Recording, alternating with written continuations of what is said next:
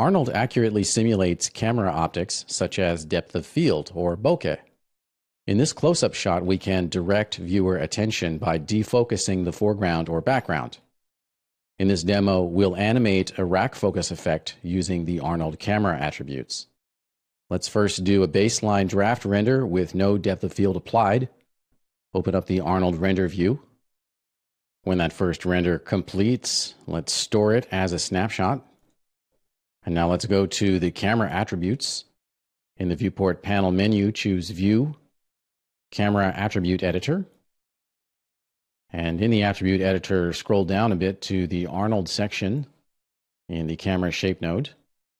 And we come to the depth of field section. We can enable DOF, or depth of field, but we won't see any change yet because the aperture size is set to 0. This is the size of the iris that allows light into the virtual camera. Larger values will produce more blur. To get a physically accurate value, we want it to be in the realm of millimeters, and my current system of units is centimeters. I'll set the aperture size to 0.2 centimeters, or 2 millimeters. And with that very low aperture size, we still get a very blurry image.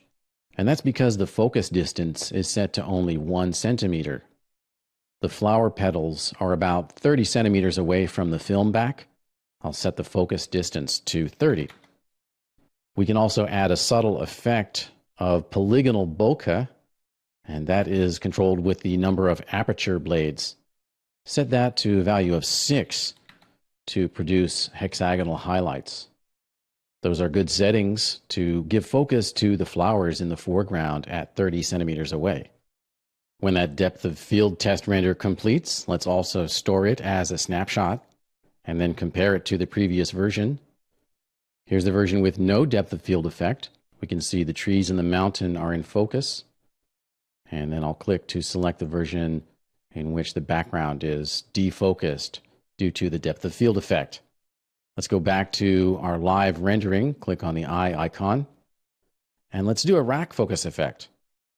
Put the timeline at frame 20, and right-click on the focus distance name in the attribute editor, and choose Set Key. At frame 20, the focus distance is now 30 centimeters. Go back to frame 1, and we'll start off the animation with the focus on the background. Set the focus distance to 530. That's the distance at which that image plane is located. It will now be in focus, and the foreground flowers will be out of focus. To create the keyframe, we'll need to once again right-click on Focus Distance and choose Set Key. And now it's highlighted in bright red. When that rendering completes, once again, we will store it as a snapshot and compare it to the others. Here is no depth of field effect. Here's the most recent rendering with focus on the background. And here's the version with focus on the foreground.